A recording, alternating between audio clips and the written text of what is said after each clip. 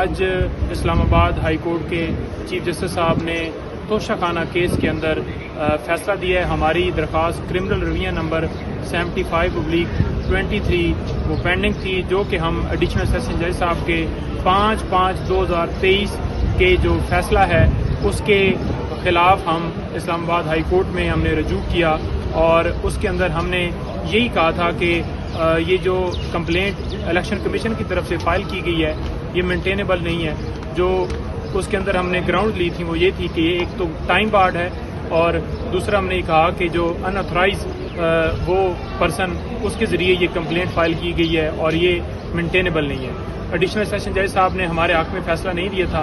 उस दरख्वास्त को हम लेके इस्लामाबाद हाई कोर्ट के अंदर आए और वो हमारी दरख्वास्त जो है वो कबूल हो गई है और अदालत ने फैसला दे दिया है कि ये जो कंप्लेंट थी ये मेंटेनेबल नहीं है, ये टाइम बार्ड है।